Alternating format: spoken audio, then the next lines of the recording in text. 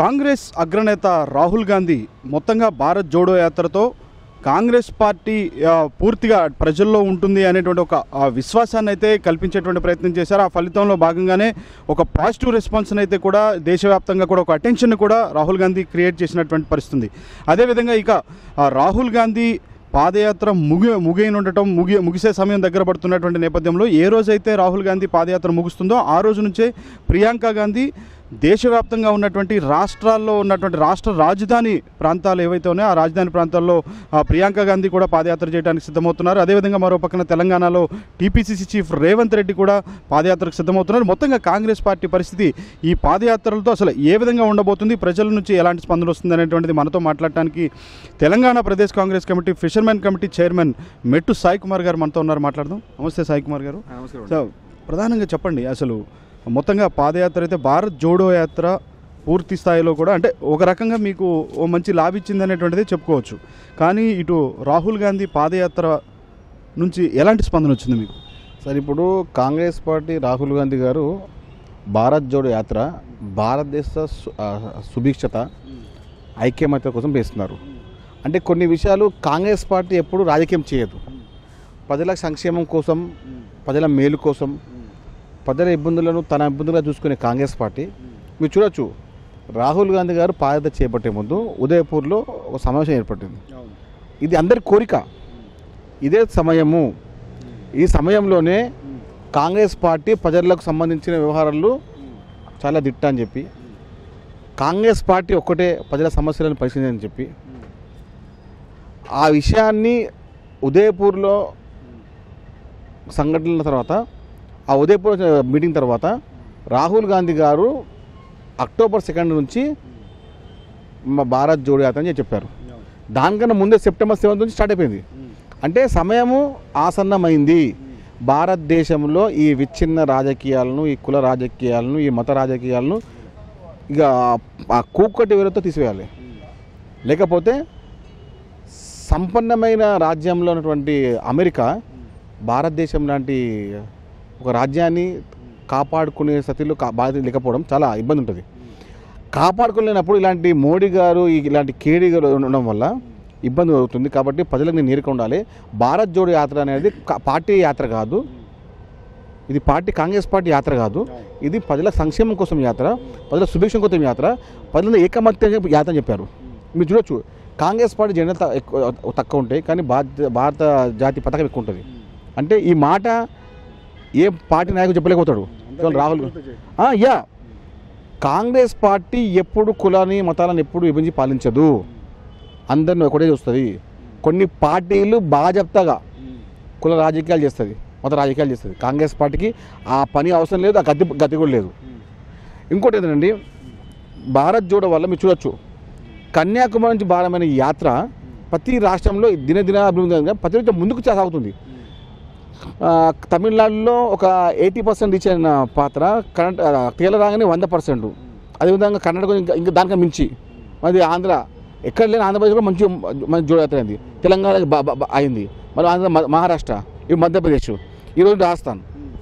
అంటే రాజకీయానికి అతీతంగా చేయాల్సిన ఒక పాదయాత్ర ఇంత గట్టిగా, ఇంత అనూహ్య స్థితిలో విజయవంతంగా పోవడం అంటే చిన్న విషయం కాదు.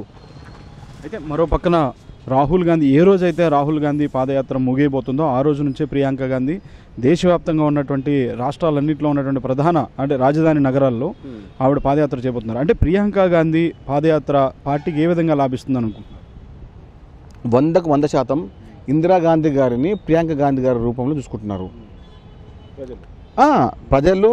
అందరూ ఏకమయ్యి ఇందిరాగాంధీ గారి యొక్క వ్యక్తిత్వాన్ని, ఆమె యొక్క ఉందాతనాన్ని, ఆమె యొక్క ఉక్కు మనిషినటువంటి వ్యక్తిత్వాన్ని ప్రియాంకలు చూసుకుంటున్నారు. ప్రజలు ఊరికే రాజకీయం చేయడం కాదు, ఈ కేవలం కాంగ్రెస్ పార్టీ ద్వారానే ప్రజలకు మేలు చేయాలనే ఒక ఉద్దేశం ఉంటుందండి. మేము ఒక కాంగ్రెస్ పార్టీ కార్యకర్తగా కుటుంబంతో గర్వపడతాం. ఇలాంటి వారి నేతృత్వంలో మేము పనిచేస్తున్నాము. పాదయాత్ర అనేది నడిచిపోవడము, చూసుకోవడం కాదు, ప్రజల్లో మమేకం అవడం, ఆ కుటుంబానికి ఒక సొంతం. ఇంకెవరికి అలాంటి చరిత్ర లేదు, రాదు కూడా. చాలామంది వస్తారా ఇక పాదయాత్ర చేస్తాను వెళ్ళిపోయానుకుంటారు, కానీ ఈ కుటుంబం మాత్రమే ప్రజల కోసం ఉంటుంది. గాంధీ కుటుంబంలో అప్పుడు మీరు చూడవచ్చు, ఇందిరాగాంధీ గారు చూడవచ్చు, అదే రాజీవ్ గాంధీ గారు చూడవచ్చు, సోనియా గాంధీ గారు చూడొచ్చు, ఇప్పుడు రాహుల్ గాంధీ, ప్రియాంక గాంధీ గారు ఇద్దరు. అంటే ప్రజలకు ఈ పార్టీలు ఏ విధంగా వాడుకొని వదిలేస్తున్నాయి, కేవలం ఓటు బ్యాంకు ద్వారానే వీళ్ళు తీసుకెళ్తున్నారు. అభివృద్ధి లేదు, ఉద్యోగాలు లేవు, యువత అంతా 70% యువత కూడా ఇప్పుడు గాడి తప్పింది.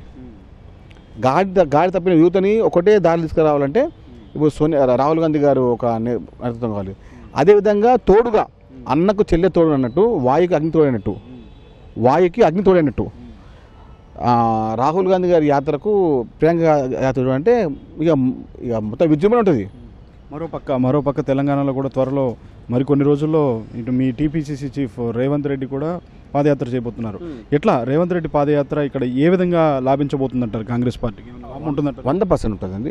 పాదయాత్ర అనేది దీనికే చూడవచ్చు. 2021 సంవత్సరంలో కూడా రేవంత్ రెడ్డి గారు మన జడ్చర్ల నుంచి హైదరాబాద్ పాదయాత్ర చేశారు. పాదయాత్ర కాంగ్రెస్ పార్టీకి ఎప్పుడైనా బూస్టింగ్ అనే వ్యవహారాన్ని చేస్తుంటుంది. అది కాంగ్రెస్ పార్టీ ద్వారా ఉంటుంది. రేవంత్ రెడ్డి గారు యువకుడు, ఆయన ద్వారా అంటే ప్రజలకు ఎక్కువ ఫాలోయింగ్ ఉన్న నాయకుడుగా, ఆయన ద్వారానే ఒక పార్టీ అధ్యక్షునిగా అంటే ప్రజల సమస్యలను, నిరుద్యోగ సమస్యలను, రైతుల సమస్యలను, అదేవిధంగా అమరవీరుల కుటుంబాల యొక్క సమస్యలను తీసుకొని ముందుకెళ్ళే తత్వమైన నాయకుడిగా కాంగ్రెస్ పార్టీకి పాదయాత్ర చేయడం అవసరం. ఇప్పుడు చాలామంది యాత్ర, ఆ యాత్ర, గ్రామయాత్ర, సంగ్రామ యాత్ర, వాళ్ళు సంగ్రామం ఎవరి మీద చేస్తున్నారు? పెంచిన ధరలపైన ఇంకా పెంచడానికి సంగ్రామం చేస్తున్నారా? కొన్ని పార్టీలు చేస్తున్నాయి. ఇంతకైనా నీచమైన వ్యక్తిత్వం బీజేపీ పార్టీలు యాత్ర చేయడం అంటే ఇక సిగ్గు. దానికి తోడు ఇంకా మళ్ళీ బస్సు యాత్ర అంట. ఎందుకు నాయన బస్సు యాత్ర? కానీ మీరు ఒక విషయం మాత్రం, ఎందుకంటే చాలా క్లారిటీగా పదే ఇటు టీఆర్ఎస్కి ఆల్టర్నేట్గా ఫైట్ చేయగలిగినటువంటిది, అంటే టీఆర్ఎస్కి వ్యతిరేకంగా అంతే ధీటుగా ఫైట్ చేయగలిగింది బీజేపీ పార్టీ మాత్రమే. పోర్ అనేటువంటిది టీఆర్ఎస్ బీజేపీల మధ్య ఉంటుంది. కాంగ్రెస్ అసలు కొట్టుకుపోతుంది అనే స్థాయిలో బీజేపీ నాయకులు కూడా మాట్లాడుతున్నారు. ఏం చూస్తారు? అన్నోడంతా ఎదవలే వేసిన కొడుకులు. ఎవరైతే హైదరాబాద్ నగరంలోనే ఉన్నటువంటి ఈ పార్టీ అక్కడక్కడ నాయకులు లేకపోతే కాంగ్రెస్ పార్టీ నాయకులు అరవ తెచ్చుకొని అద్దెకు తెచ్చుకొని ఈ పార్టీ నాయకులు మాట్లాడుతున్నారు. వీళ్ళ తెలంగాణ వీళ్ళ పాత్ర ఏంది? బీజేపీ పాత్ర ఏమన్నా తెలంగాణలో ఉందా? తెలంగాణ ఉన్న పాత్ర వచ్చేసి కాంగ్రెస్ పార్టీ మొదటి స్థానం. తెలంగాణ రాష్ట్రం ఏర్పాటులో, తెలంగాణ రాష్ట్ర అభివృద్ధిలో. ఆ అభివృద్ధి పాత్ర అయిన తర్వాత కాంగ్రెస్ పార్టీ తెలంగాణ తర్వాత కొన్ని శక్తులు, కొన్ని మీడియా శక్తులు, కొన్ని అంతర్గత శక్తులు కూడా కాంగ్రెస్ పార్టీ అధికారం రాకుండా చాలా అడ్డుకున్నాయి. అడ్డుకోవడము కేసీఆర్ గారికి లాభం చేకూరింది. దానివల్ల ఆయన ముఖ్యమంత్రి అయ్యారు. కొన్ని ఆయన పక్కన ఉన్న కొన్ని శక్తులు, ఆర్థిక శక్తులన్నీ ఏకమయ్యి మళ్ళీ రెండోసారి అధికారంలోకి వచ్చినాయి. ఈసారి అలాంటి చిత్రత లేదు. ఎందుకంటే కాంగ్రెస్ పార్టీ నాయకత్వం గట్టిగా ఉన్నది. బీజేపీ నాయకులు ఎక్కడికి పోయినా కూడా వాళ్ళు చెప్పే మాట ఏంది? ఊరు మారుస్తాం, ఊరి పేరు మారుస్తాం అంటున్నారు. బండి సంజయ్ గారు మీరు కరీంనగర్ అని పెట్టుకుంటున్నారు. తెలంగాణలో కరీంనగరం ఎక్కడుంది? నేను సెర్చ్ చేశాను మన గూగుల్లో కొట్టి చూశాను. కరీంనగరం ఉందన్నారు. కరీంనగర్ పార్లమెంట్ సభ్యుడిని రాసుకుంటున్న అసమర్థ పార్లమెంట్ సభ్యుడు, ఆయన పార్లమెంటు పేరు చెప్పుకోలేని అసమర్థ పార్లమెంట్ పార్టీ రాష్ట్ర అధ్యక్షుడు. అది కరీంనగరం కాదండి, కరీంనగరం అని. కరీంనగరం సంబంధించిన వ్యవహారంలో నేను పాల్గొంటున్నాడు. నేను చూసిన ఈ కరీంనగర్ ఎక్కడ ఉందా నేను? అది ఇంతకీ బంగ్లాదేశ్లో ఉందా? అది ఇంతకేమో చైనాలో ఉందా? లేకపోతే శ్రీలంకను చూసా, అది ఇక్కడ లేదు. అరే మీరు ఇంకెన్ని రోజులబ్బా ఇలాంటి పిచ్చి మళ్ళీ మాడతారు? ఆయన ఏమో ఇందూరు అంటాడు, పిచ్చి అరవింద్. మీరు ఎప్పుడైనా కానీ అభివృద్ధి కొంచెం మాట్లాడకుండా ఊర్లను మారుస్తాం, ఊరి పేర్లను మారుస్తాం. ముందు మీ పేరు మార్చుకోండి. బండి సంజయ్ ముందు నీ పేరు మార్చుకో. అరవింద్ ముందు నీ పేరు మార్చుకో. మీ భాష మార్చుకోండి, మీ వ్యవహారాలు మార్చుకోండి. వ్యక్తిత్వం ఉన్నవాడు నా రాజకీయ నాయకుడు. మీరు కేవలం అసమర్థ రాజకీయ నాయకులు, యాక్సిడెంట్ లీడర్స్. అంటే ఒక దినం ముందు వీరేం లేకుంటే రాత్రి నాయకుడు కావడం వల్ల అదేదో మేమే పొడిచినాము, మేము లేకపోతే అసలు ఏమీ లేదనుకున్న ఈ నాయకులకు ఒకటే మాట, మీరు మీ అసెంబ్లీకి మీ పార్లమెంట్కి పోయినప్పుడు మీరు ఎందుకు సభ పెట్టట్లేదు? మీ ఊర్లో తిడతారు, కొడతారని చెప్పి బండి సంజయ్ కానీ అరవింద్ కానీ వీరు కేవలము టీవీల ముందు రాగానే కుక్కల్లాగా నల్లి బొక్కల్లాగా కొడతా ఉంటారు. వాళ్ళకి చెప్తే ఒకటే మాట, రాజకీయం చేయాలనుకుంటే రాజకీయం చేయండి. కానీ మేము ఏదో చేస్తాము మా వలన అయితే అంటే అదిగా తెలంగాణ అనే సంస్కృతి అనేది తెలంగాణ రాష్ట్రం అనేది చాలా మేధావుల రాష్ట్రం అనుకుంటారు. తెలంగాణ చెప్తే ఏది కాదు, తెలంగాణలో ఎట్లనే మారుకుంటాము, అంత సీన్ లేదు. అప్పుడు 400 సంవత్సరాల చరిత్ర తెలంగాణ రాష్ట్రాన్ని ఇలాంటి పిచ్చిన కొడుకులు మాట్లాడితే ఎవరు ఏంటో లేదు ఇక్కడ. అయితే చివరిగా ఓ పక్కన ఇప్పుడు కొత్తగా కనబడుతున్నటువంటి party YS Sharmila party, YSR Telangana party. ఆమె పదే ఒక వ్యాఖ్య మాత్రం చాలా ఎక్కువగా నొక్కి ఒక్కడి మరీ చెప్తున్నటువంటి పరిస్థితి ఉంది. నిరుద్యోగుల పట్ల చిత్తశుద్ధి తనకు మాత్రమే ఉంది. యాక్చువల్గా ఏదైతే టీఆర్ఎస్ పార్టీ ప్రభుత్వం ఏదైతే వైఫల్యం చెందిందో, నిరుద్యోగులను సంతృప్తి పరచడంలో కానీ వాళ్ళకి నోటిఫికేషన్ ఇవ్వడం కానీ వైఫల్యం చెందిందో, కనీసం వాళ్ళ మీద తీసుకొచ్చి ప్రభుత్వం మీద ఒత్తిడి తీసుకొచ్చేటువంటి ప్రయత్నం ప్రతిపక్ష పార్టీలుగా ఉన్నటువంటి పార్టీలు ఏమీ చేయలేకపోయినాయి. అంటే కాంగ్రెస్ పార్టీని కూడా ఉద్దేశించి కాంగ్రెస్ పార్టీ ఏమీ చేయలేకపోతుంది అనే స్థాయిలోనే మాట్లాడుతున్నారు. నెక్స్ట్ తెలంగాణకి నెక్స్ట్ సీఎం నేనే అనేది కూడా చెప్తున్నారు. ఎలా చూస్తారు ఇవి? సార్ నేను ఒక మాట చెప్తున్నా తేజ గారు, వైఎస్ఆర్ ఆయన కాంగ్రెస్ పార్టీ నాయకుడు, కాంగ్రెస్ పార్టీ పిసిసి అధ్యక్షుడు, కాంగ్రెస్ పార్టీ ముఖ్యమంత్రి ఉన్నారు. వైఎస్ షర్మిల గారు, మీరు వైఎస్ అని పేరు తీసారు ముందు నుంచి, మీరు రాయకండి. మిమ్మల్ని ఊర్లో ఉన్న ఒక ఆడ పెద్ద మనిషి కూడా మీకు వాల్యూ ఇవ్వదు. వైఎస్ఆర్ అనేది కాంగ్రెస్ పార్టీ మార్కు. మీరు ఆయన పేరు పెట్టుకొని, ఆయన పేరు మీ పార్టీ పెట్టుకొని నేను వచ్చిన తెలంగాణ 2018లో మీరు ఏం మాట్లాడారు, 2014లో మీరు ఏం మాట్లాడారు తెలంగాణ కోసము, తెలంగాణకి ఇవ్వద్దని చెప్పి ఆంధ్రలో మీరేం మాట్లాడారు, పాస్పోర్ట్ తీసుకోవాలని ఎవరు మాట్లాడారు, అది మీరు అందరూ ఎవరు మర్చిపోయి తెలంగాణ మర్చిపోలేదు. కాంగ్రెస్ పార్టీ నాయకునిగా మీరు వచ్చి పనిచేస్తామంటే ఓకే, కానీ నేనే ప్రతిపక్షము వైఎస్ఆర్ తెలంగాణ పార్టీ గొప్ప అంటే ఇది అన్ని ఆంధ్ర రాజకీయం మాకెందుకు తెలంగాణలో ఏం మాట్లాడుకోండి. ఆమె ఇంకో రాష్ట్రం తెలంగాణ ఆంధ్ర అది రాయలసీమ రాష్ట్రం చేసుకోమని చెప్పండి, కానీ తెలంగాణలో అంత సమర్థత ఉంది నా కాంగ్రెస్ పార్టీకి. మీరు వచ్చి తెలంగాణలో నేనే పొడుస్తా, నేనే చేస్తా అంటే ఎవరు చేపించుకునేది ఇక్కడ? తెలంగాణ అనేది మీ అన్నజనుల అనుబంధమా, అది పొట్లాటనా, అది కొట్లాటనా, ఇక రాజకీయ పంచాయతా, లేకుంటే ఆస్తి పంచాయతా, లేక కుటుంబ పంచాయతా, లేకుంటే బావబామంద పంచాయతా, అది వచ్చి తెలంగాణ మీరు ఎట్లేసి చెప్పండి. ఆమె అక్కడ అన్నతో కొట్లాడి తెలంగాణ నేను పొడుస్తాను ఏముంది ఇక్కడ? ఇక్కడనే అంత తీసుమార్ కాలంలో ఇక్కడ మేము లేము హైదరాబాద్లో, తెలంగాణ మాది కాదా? మీరు వచ్చి పొడుస్తా, దున్నేస్తా, అన్ని పొలాలను ఉట్టి ఉన్నాయి మరి దున్ననికి వచ్చి కొంచెం పెద్ద మనిషి ఉండి పెద్ద మనిషి వాళ్ళ కుటుంబం అని చెప్పి మేము గచ్చుముక్కుంటే ఈమె నేనే చేస్తా అంటే ఎట్లా? తెలంగాణ మీకేం సంబంధం అమ్మా? తెలంగాణ మీ పాత్ర ఏంది?